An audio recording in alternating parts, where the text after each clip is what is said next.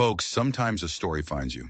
It rolls into town like a tumbleweed, dusty and forgotten, and it just begs to be told. And the story of Bull Henderson starts on a day so hot, the air itself seemed to sweat.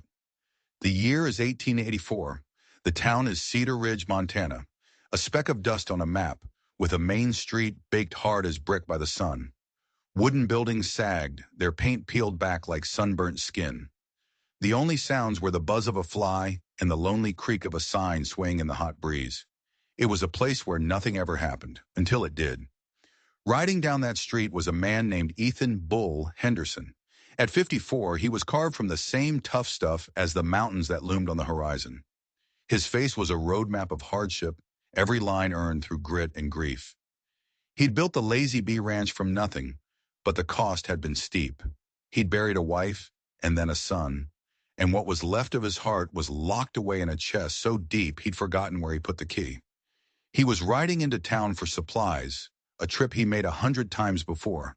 But this time would be different, because as he approached Wheeler's General Store, he saw a crowd. And in a town like Cedar Ridge, a crowd meant one of two things: a hanging or a miracle. Bull swung down from his horse, his boots thudding in the dust. The jingle of his spurs was the only sound he made as he pushed through the townsfolk. "What's the fuss, Pete?" he asked the store owner.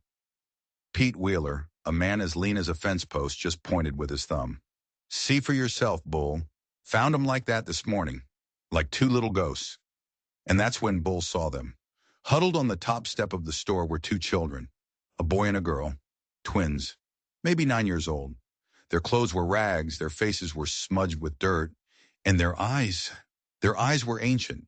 They were the color of a winter storm, and they held a look of such profound weariness that it struck Bull right in the chest. The boy sat in front of his sister, a tiny trembling guard dog. The girl peered from behind him, clutching a small bundle like it was the last thing she had in the world. No child should ever look that broken. "Have they said anything?" Bull asked, his voice softer than he intended. He crouched down, the leather of his chaps groaning. Margaret Foster, the town school teacher, knelt beside him. "He says his name is Jake, and she's Lucy. Says they've been walking for 3 weeks, but he won't say from where or why." Bull looked into the boy's eyes. He saw a flicker of something in there. Not just fear, something else. Something guarded. "Jake," Bull said gently, "where are your folks?" The boy's jaw tightened. He looked at his sister, a silent message passing between them. Then he looked back at Bull, and the words came out in a dry whisper, cracked with thirst and something that sounded a lot like a lie. "They're dead." The crowd gasped. It was a story they'd heard before. The frontier was a cruel parent, always taking its children. Jake's voice was unnaturally steady as he recited the details. "Ma died in the spring. Pa, a tree fell on him 6 weeks ago. We buried him ourselves." Bull felt a familiar ache in his chest. The ghost of his own son, Benjamin, flickered at the edge of his vision. He knew this pain. He lived with it every single day. But something about the boy's story felt wrong. It was too neat, too tidy. It was a story polished by repetition, like he'd said it 100 times before, practicing it, perfecting it. Why would a grieving child need to practice his story? Lucy spoke for the first time, her voice like the rustle of dry leaves. "The sheriff came, said we had to leave the farm, said children can't own land." She clutched a worn corn husk doll, its dress mended with impossibly tiny stitches. Doc Patterson pushed through the crowd. "Let me have a look at them." He was a good man, the doc. Kind. He knelt and asked the one question that mattered. "When's the last time you two had a real meal?" Jake hesitated for just a second too long. 3 days, he said, pride warring with desperation. The doctor's examination was quick. Malnourished, dehydrated, feet blistered raw, but otherwise unharmed, physically at least. Whatever wounds they carried were on the inside. "So what's to be done with them?" Mayor Garrison asked, a man more concerned with budgets than broken hearts. "The orphanage in Helena is a week's ride." At the word orphanage, a jolt of pure terror went through the twins. Lucy buried her face in her brother's back.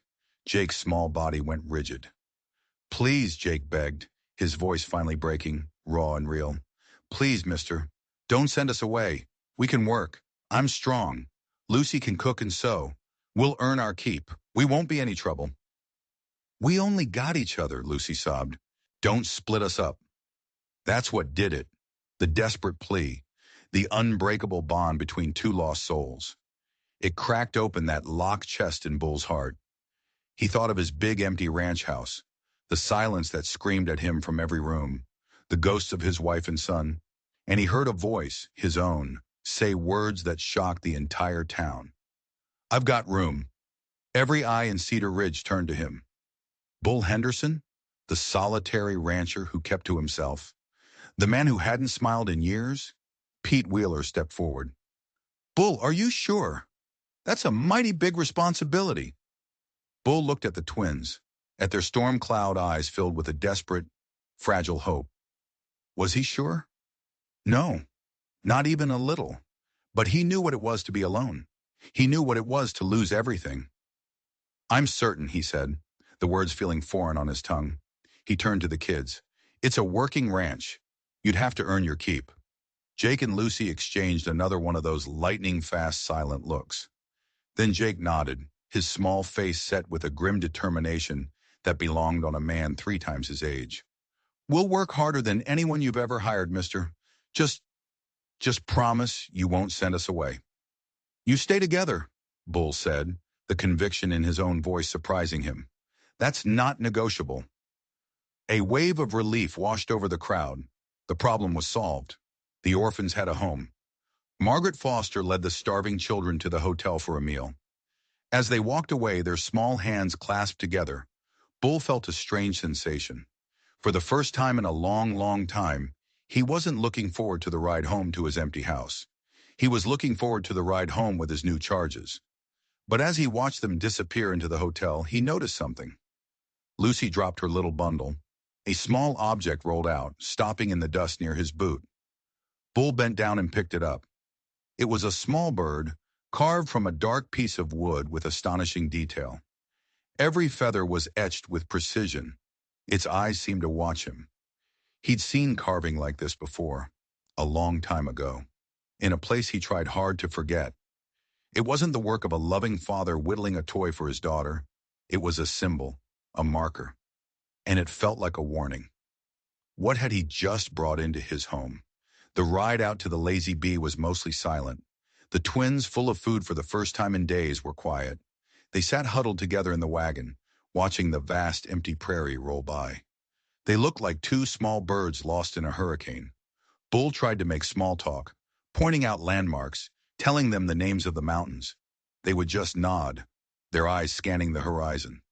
Not with the wonder of a child seeing a new place, but with the constant nervous vigilance of a soldier on patrol. It was unsettling. When they finally arrived at the ranch, the sun was setting, painting the sky in strokes of orange and purple. The ranch house was large, a 2-story testament to Bull's years of hard work. To him, it was a mausoleum of memories. He wondered what it looked like to them. "This is it," he said, pulling the wagon to a halt. "Welcome to the Lazy Bee."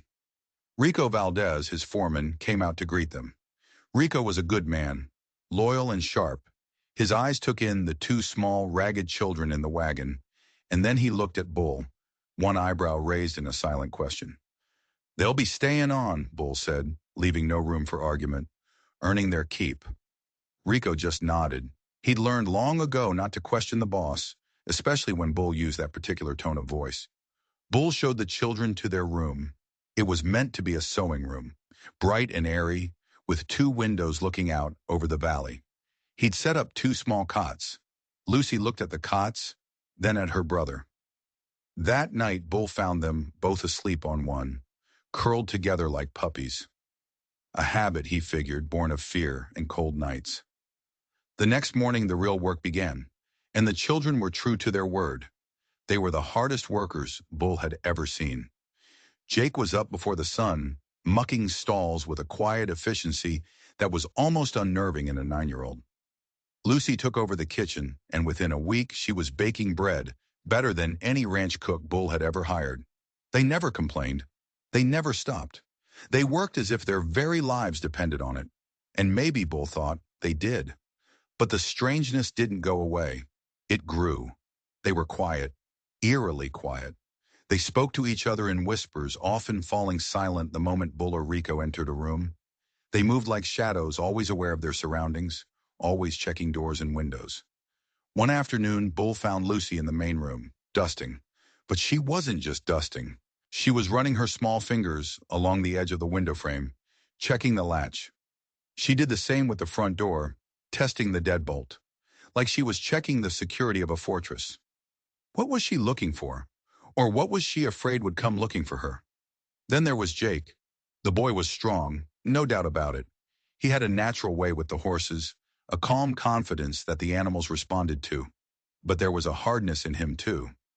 A week after they arrived, one of the ranch hands, a loudmouth named Charlie, started teasing Jake. Just casual ribbing, but it had a mean edge. He called him Orphan Boy, taunted him for being so small. Bull was about to step in when he saw Jake's eyes. They went cold. Utterly, unnervingly cold. The boy didn't say a word. He just stared at Charlie with an intensity that made the grown man take a step back. Charlie never bothered him again. Where does a 9-year-old learn a look like that? The mystery deepened a few nights later. Bull was woken by a noise outside. He grabbed his rifle and crept to the window. In the pale moonlight, he saw a small figure by the corral. It was Jake. He wasn't just standing there. He had a small knife in his hand, one he must have taken from the kitchen. And he was practicing. Quick, sharp movements, slashes and thrusts against a phantom enemy in the dark. His form was clumsy, but his intent was deadly serious. Bull's blood ran cold. This wasn't whittling. This was a child training for a fight. He didn't confront him, not yet. He just watched from the shadows, a growing unease coiling in his gut. The next day, he went into their room while they were doing chores. He told himself he was just tidying up, but he was searching. He didn't know for what. A clue. Anything that would explain the fear he saw in their eyes. He found it in Lucy's small bundle of belongings. Tucked away in a corner, wrapped in a scrap of cloth, was the carved wooden bird from the general store. He picked it up again. In the light of the bedroom, he saw something he hadn't noticed before. On the underside of the bird's tail, almost invisible, was a single, expertly carved initial. A K. K. The letter echoed in the deepest, darkest corners of his memory. A memory from the war. A man he served with. A man with cold eyes and hands that were too quick with a knife. A man who carved these exact same birds and left them as his calling card. A man who vanished after the war, rumored to have become something terrible. An outlaw, a ghost. A man named Kane. Silas Kane. Bull dropped the bird as if it had burned him. Their story about their parents. The fallen tree. The farm. It was all a lie. He knew it in his bones. He was standing in the middle of a mystery far deeper and darker than he could have imagined. These weren't just orphans. They were fugitives, and he was now their guardian. But who or what were they running from? Bull knew he couldn't let it lie. The questions were eating him alive. Who were these children? What secret were they hiding behind their practiced story and haunted eyes? That carved bird with the initial K felt like a key, but it unlocked a door Bull wasn't sure he wanted to open. He had to know the truth, for their safety and now for his own. He told Rico he was riding to Billings to look at some breeding stock. It was a lie, but a necessary one. He rode for 2 days, not to Billings, but to the territorial capital, Helena, to the Hall of Records. He spent an entire day hunched over dusty ledgers, his eyes sore from scanning endless columns of tiny script. He searched for land deeds under the children's supposed family name. Nothing. He searched for birth records for a Jake and Lucy. Nothing. He searched for death certificates. Nothing. It was as if the family they described had never existed. The lie was total, complete. His heart hammered in his chest. He felt a cold dread mixed with a strange, protective anger. These kids had been through something so terrible they had to erase their own lives. He rode back to the Lazy Bee with a heavy heart and a storm brewing in his mind. He found the twins in the barn, mending a leather strap together. They worked in their usual focused silence. They looked up when he entered, their faces immediately guarded. They could sense the change in him. "Jake, Lucy," he said, his voice quiet but firm. "We need to talk."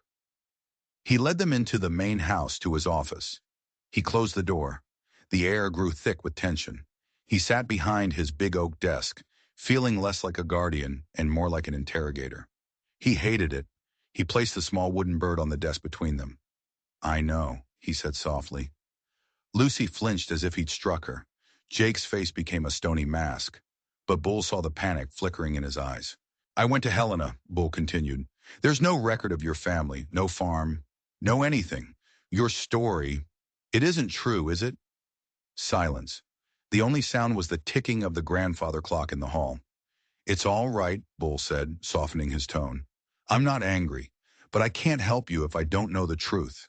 I can't protect you." At the word protect, Lucy broke.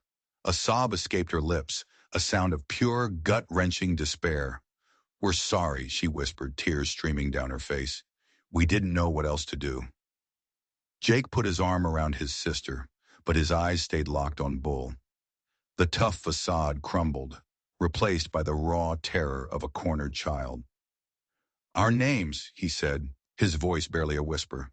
"They're not Jake and Lucy. They're Thomas and Lily." Bull leaned forward. "And your last name?" Thomas hesitated, then breathed the word like a curse. "Kane."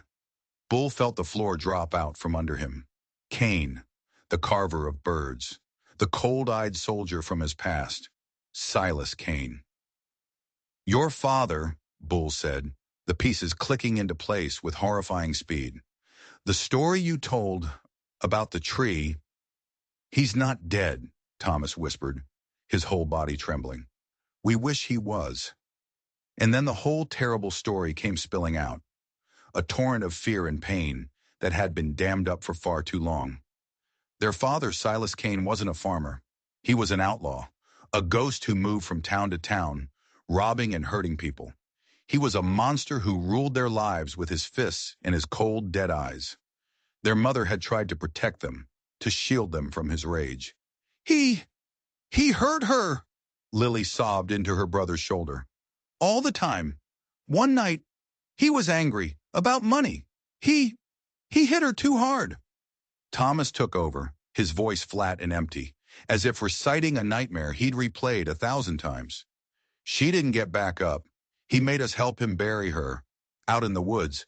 He told us if we ever told anyone, he'd do the same to us." Bull felt sick. He gripped the edge of his desk, his knuckles turning white. "We ran," Thomas continued. "That night, we just took what we could carry and ran. We've been running ever since. He's hunting us. He told us we were his property, that he'd find us no matter where we went." "The bird," Bull said, looking at the small object on his desk. It no longer looked like a toy. It looked like a threat. "It was his," Lily whispered. "He made it. It was our mother's. I took it to remember her." Bull finally understood. The vigilance, the fear, the knife practice in the dead of night. They weren't just orphans looking for a home. They were refugees fleeing a monster, their own father, and that monster was Silas Kane, a man Bull remembered as a dangerously quiet killer, even back during the war. "He will find us," Thomas said, his eyes pleading with Bull. "He always finds us, and he will kill anyone who helps us." The words hung in the air, heavy and cold. The Lazy Bee Ranch was no longer a sanctuary, it was a target.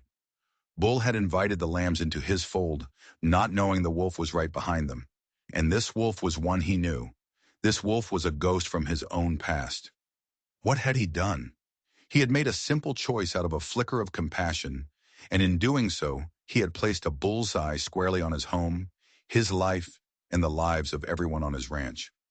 Silas Kane was coming, and hell was coming with him. The confession changed everything. The silence in the office after the children finished their story was heavier than any stone. Bull looked at Thomas and Lily. He had to get used to their real names, and saw them for who they truly were. Two terrified children who had witnessed the unspeakable and had been running for their lives. His heart ached for them, but a cold, hard knot of fear was tightening in his own stomach. This wasn't just about providing food and shelter anymore. This was about war. He made a decision. In that moment, sitting behind his desk, looking at their tear-streaked faces, he made a choice that would seal all their fates. "You're not running anymore," he said, his voice a low growl. "This is your home now, and I protect my own." A flicker of hope ignited in their eyes, so powerful it almost broke his heart. "He won't find you here," Bull added, a promise he wasn't entirely sure he could keep. "And if he does, he'll have to come through me." That night, Bull called Rico to his office. He trusted his foreman with his life, and now he had to trust him with the children's lives too. He told him everything. The real names. The monster of a father. The hunt. Rico listened without interruption, his weathered face grim. When Bull was finished, Rico just nodded slowly. "I always knew there was something wrong, patron," he said. "The boy, he has old eyes. The eyes of a man who has seen too much. He's coming for them, Rico," Bull said. "And he's not the kind of man who knocks." "Then we will be ready," Rico replied simply.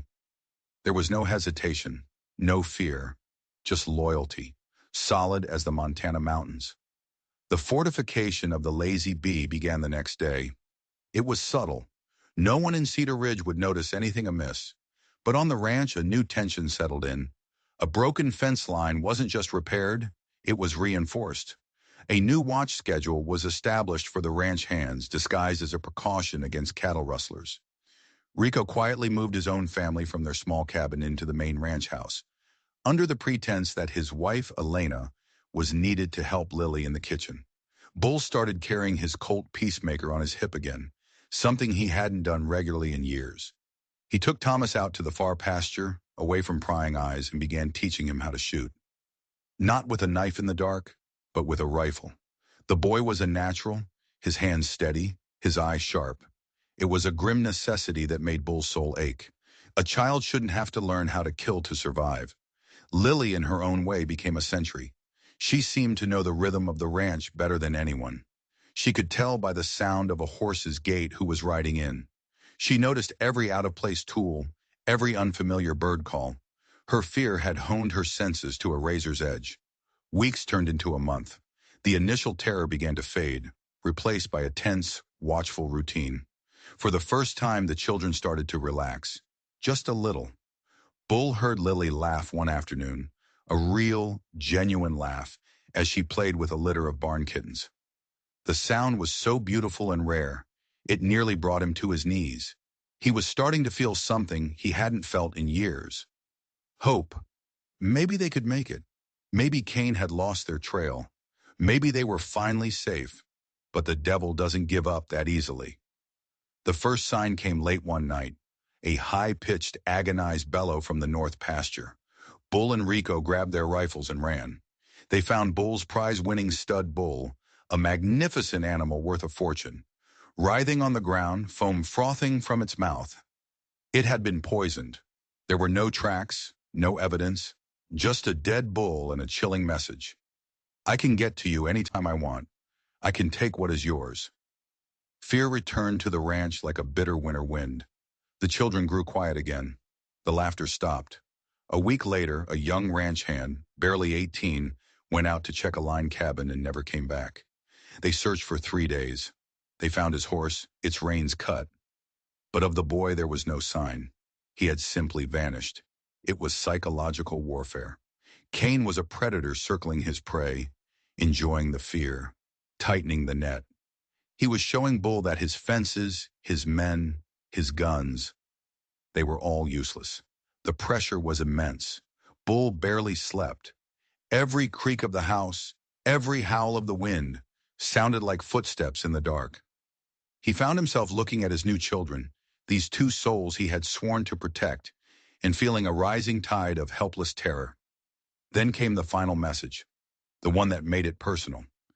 One morning, Bull woke up before dawn, a feeling of profound wrongness washing over him.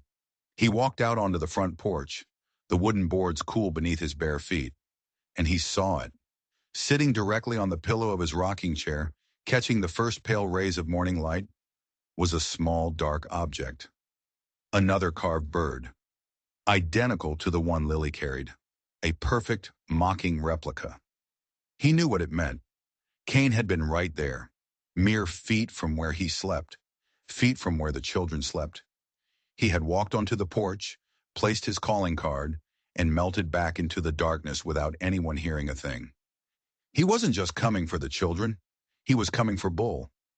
Bull's mind raced, trying to piece it together. Why the personal touch? Why the game? An outlaw like Cain would normally just strike, take what he wanted, and disappear. But this was different. This was intimate. This was a vendetta. He stumbled back inside, his heart pounding. He went to his office and threw open the lid of a large, dust-covered steamer trunk in the corner. It was a trunk he hadn't opened in almost a decade. It held the relics of his past, the life he had lived before the Lazy Bee, before his wife Rachel, before his son Benjamin. His hands trembled as he dug through old uniforms, faded letters, and forgotten mementos. And then he found it. A faded, sepia-toned photograph. A group of young, cocky soldiers in Union blue, posing for the camera during a lull in the fighting. And there, on the far left, was a much younger Bull Henderson, lean and hard-faced, and standing right next to him, with a ghost of a smirk on his lips and those same cold, dead eyes, was a young Silas Cain. They had served in the same company. They had fought side by side. But Bull remembered more. He remembered the arguments, the rivalry. Cain had been a bully, a predator even then, always targeting the weak. But there was something else, a memory he had buried so deep it was almost gone. He dug deeper into the trunk, his hands searching for one more thing. He found a bundle of old papers tied with a fraying ribbon. Among them was a wanted poster. Not from after the war, but from before. A local poster from the small town in Ohio where he'd grown up. It was for the murder of a young woman. His breath caught in his throat. He remembered her, Sarah, his first love. Before he'd left for the war, before he'd met Rachel. She had been found in the woods and the crime had never been solved. But there had been whispers, rumors about another suitor, a jealous, violent young man who couldn't stand to see her with anyone else. A young man who carved little wooden birds, Silas Cain, and the name of the man who had given the sheriff Cain's name, who had pointed the finger of suspicion right at him before the war swept them all away and the investigation was forgotten. Ethan Bull Henderson. This wasn't about the children, not entirely. They were just the excuse, the catalyst. This was a ghost from 40 years ago, a story of jealousy and murder and a rivalry that had festered in a dark heart for decades. Silas Cain wasn't just hunting his children. He was finishing a story that had started with a girl's murder and would end, he was sure, with Bull's. And he would destroy everything Bull loved along the way. The revelation hit Bull like a physical blow. Silas Cain wasn't just some random monster who had stumbled into his life. He was a specter from Bull's own past, a debt Bull didn't even know he owed. The rivalry, the murder of Sarah, his testimony against Cain, it was all connected. Cain's entire life of violence might have been a twisted road leading right back to Bull's doorstep. Suddenly, the random acts of terror against the ranch made a horrible, sickening kind of sense. The poisoned bull wasn't just a threat. It was a symbol, destroying Bull's prosperity. The vanished ranch hand was a show of Cain's power over life and death. And the bird on the porch was the signature on a declaration of war. He now understood the enemy he was facing. Not just a cruel outlaw, but a man driven by a decades-old hatred. A man who wouldn't stop, who wouldn't be reasoned with, who wanted not just the children, but Bull's total annihilation. The final piece of the puzzle slotted into place a few days later, and it was the most devastating blow of all. The Morrison boys, sons from a neighboring ranch, had always been trouble. They rode over one afternoon and started taunting Thomas, who was working with a young colt in the corral. The usual stuff. Calling him an orphan, a stray. But then the older boy, Tommy, smirked, and his words were laced with a venom that wasn't his own. "My pa says old man Henderson is just playing house. Says he's got no use for kids. Couldn't even take proper care of his own son." The words were meant to hurt Thomas, but they struck Bull, who was watching from the barn, like a bullet. He had heard whispers like that after his son Benjamin died. The pitying looks, the unspoken questions. Was he careless? Was it his fault? Benjamin's death had been ruled a tragic accident. He was riding his favorite horse, a spirited stallion, along the ridgeline. The horse stumbled, a cinched strap on the saddle broke, and Benjamin was thrown, his neck broken in the fall. It had shattered Bull's world. But Tommy Morrison's taunt, delivered with such specific cruelty, didn't sound like a child's random insult. It sounded like a message. A line fed to him by someone who knew exactly what would cut Bull the deepest. That night, Bull couldn't sleep. The words echoed in his head. Couldn't even take proper care of his own son. He rose from his bed, lit a lantern, and went to the tack room. In the back, covered by a dusty canvas sheet, was the saddle. Benjamin's saddle. He hadn't been able to bring himself to get rid of it. His hands shaking, he pulled off the canvas. He ran his fingers over the worn leather. He found the broken cinch strap. At the time, he'd been too consumed by grief to examine it closely. The sheriff had glanced at it and declared it a tragic case of worn equipment. But now Bull looked at it with new eyes, eyes that had been opened to the depths of Silas Kane's evil. It wasn't frayed. It hadn't worn through from use. He held the lantern closer. The leather had been cut, deliberately. Not all the way through, but scored deep, from the underside, in a place no one would see. It was cut just enough so that under the strain of a hard ride, it would inevitably, violently snap. It wasn't an accident. It was murder. The air left Bull's lungs in a ragged gasp. The grief he had carried for 2 years was suddenly eclipsed by a volcanic, white-hot rage. Silas Kane had been here before. 2 years ago. He had crept onto Bull's ranch and murdered his son. Not for any reason other than to cause Bull pain. A first terrible blow in a long, patient game of revenge. And Bull had never even known. He had mourned an accident while the murderer walked free, planning his next move. The taunts from the Morrison boy. It all made sense. Kane must have paid them, fed them lines to spread doubt and fear, to isolate Bull and his new family. The grieving rancher was gone. In his place was a father who had just learned his son had been murdered. A man who had been stripped of everything, twice by the same demon. He had nothing left to lose, and a man with nothing left to lose is the most dangerous man on earth. He strode back into the house. He woke Rico. Get Elena and the children ready. You're taking them to the old line cabin in Wolf Canyon. Now. There was no argument. Rico saw the look in Bull's eyes. It was the look of a man about to walk through the gates of hell.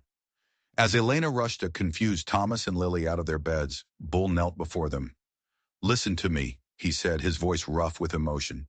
You are my children. You understand? My son, my daughter. I am so proud of you both. He hugged them fiercely, breathing in the scent of them one last time. Now you go with Rico and Elena. You stay hidden, and you don't come back until I come for you. Promise me. They promised, tears in their eyes, not understanding the terrible finality in his voice. As he watched them ride out into the pre-dawn darkness, a profound sense of peace settled over him. The fear was gone. The doubt was gone. All that was left was a cold, clear purpose. This was never about hiding.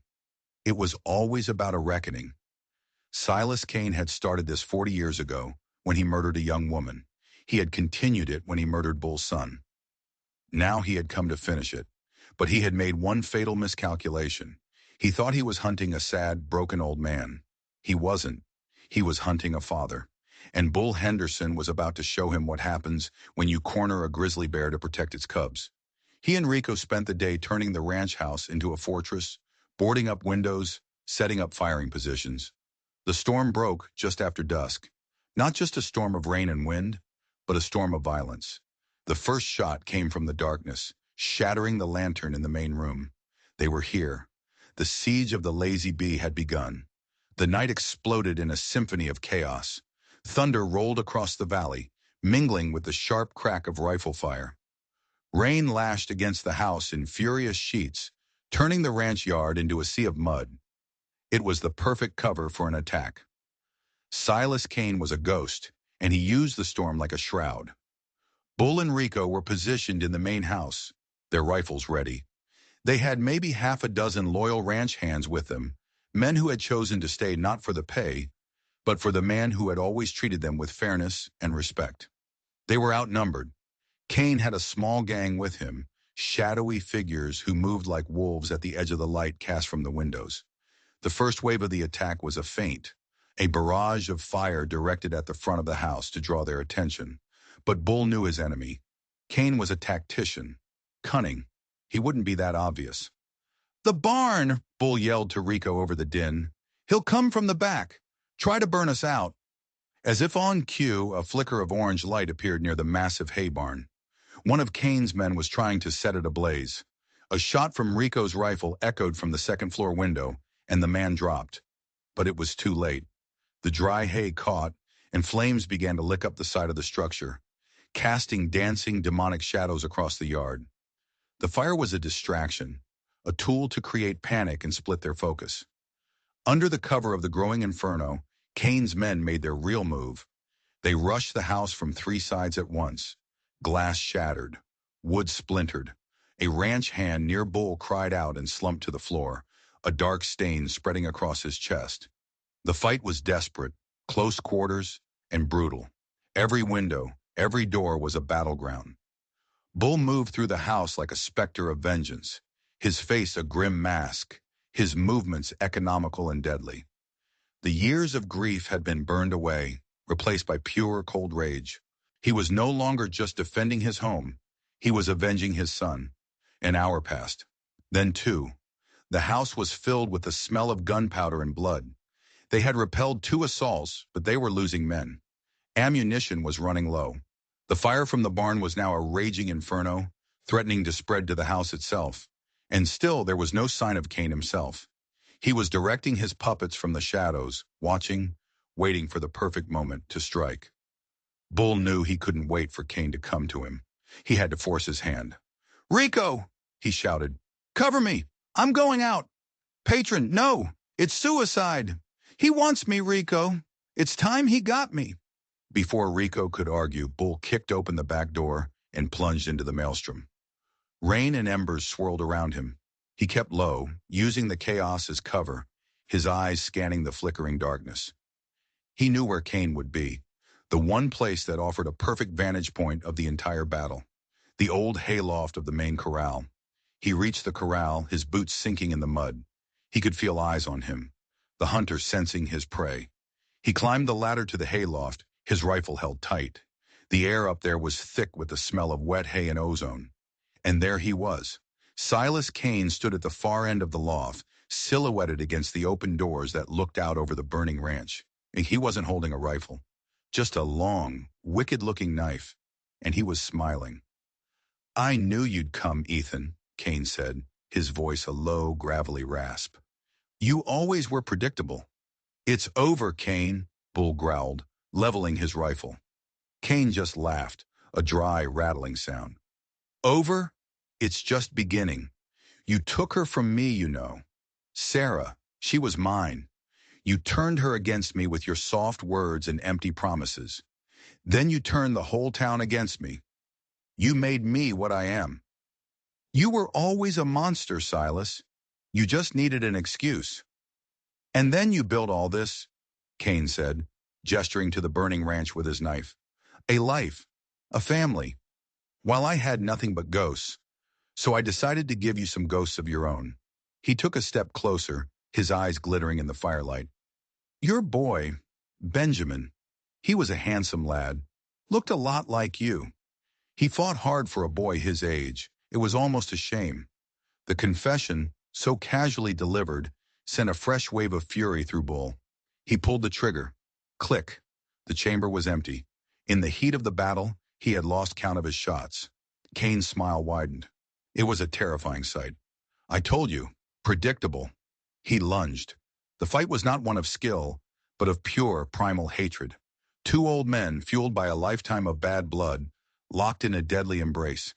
They crashed through the hayloft, splintering wood, their grunts and curses lost in the roar of the storm and the fire. Cain was quicker, his knife flashing, slicing Bull's arm, his side. Bull was stronger, his powerful hands closing around Cain's throat, his fists like hammers. They crashed against the railing of the hayloft. The old wood groaned, then splintered. For a heart-stopping moment, they teetered on the edge, 40 feet above the muddy ground. Kane twisted, bringing the knife up, aiming for Bull's heart. But Bull had spent a lifetime working this ranch. He knew its every secret, its every weakness. He wasn't just fighting Kane, he was fighting with the ranch itself. With his foot, he kicked at a loose floorboard, one he'd been meaning to fix for years. The board gave way. Kane, caught off balance, stumbled. It was the only opening Bull needed. With a final desperate roar of rage and grief, Bull pushed. Silas Kane tumbled backward, his eyes wide with surprise. He fell from the loft, a silent, dark shape against the backdrop of the flames. He landed with a sickening crunch in the mud below. Bull stood, swaying, bleeding, and exhausted, and looked down at the broken form of his nemesis. The rain began to wash the blood and the mud from the man who had haunted his life for 40 years. The ghost was gone. The remaining members of Kane's gang, seeing their leader fall, broke and fled into the night. The battle was over. Bull slid to the floor of the hayloft, the adrenaline leaving him, the pain from his wounds crashing in. He looked at his ranch, his home, burning in the night. He had won. He had gotten his justice. But what did he have left? He was alone, wounded, in the ruins of the life he had built. He had saved the children, but in doing so, he had lost everything else, or so he thought. The first light of dawn crept over the mountains, painting the smoke-filled sky in hues of gray and pale pink. The rain had stopped. The lazy bee was a scene of devastation. The barn was a smoldering skeleton. The main house was scarred by fire and riddled with bullet holes. Bull sat on the porch steps, his wounds crudely bandaged by Rico. He watched the sunrise, feeling an emptiness so profound it was a physical ache. He had won the battle, but the war had cost him his home. Just then, he heard the sound of a wagon. Rico had gone at first light to retrieve the others. The wagon pulled into the yard, and Thomas and Lily jumped out before it even stopped, running towards him. They saw the blood, the bandages, the ruin of the ranch, and their faces crumpled. Lily threw her arms around his neck, sobbing. We thought you were... I'm here, Bull whispered, his voice hoarse. I'm right here. Thomas stood before him, trying to be strong, but tears streamed down his face. Is he gone? He's gone, Bull confirmed. He can't ever hurt you again. You're safe. They clung to him, a small, broken family amidst the ashes. Doc Patterson arrived soon after, his face grim as he took in the scene. He spent the next hour tending to Bull's wounds. The knife cuts were deep, but they would heal. It was something else that worried the doctor. Bull, he said, his voice serious as he listened to Bull's chest with his stethoscope. This cough you've had for months, the weakness. I thought it was consumption starting, but the sound isn't right. He looked around the damaged kitchen, then his eyes landed on the coffee pot. The ranch hand who disappeared, the one you think was working for Kane, did he do the cooking? Sometimes, Bull said, confused. When Lucy was busy. Why? The doctor's eyes narrowed. He took a small sample from the bottom of the sugar bowl in the coffee tin. He performed a quick chemical test from his bag. The substance fizzed and turned a sickly yellow. This isn't consumption, Bull, Doc Patterson said, his voice filled with a stunned disbelief. It's poison, a slow-acting one. Arsenic in small, steady doses. Kane wasn't just planning to kill you in a fight. He was killing you slowly, from the inside out. He wanted you weak.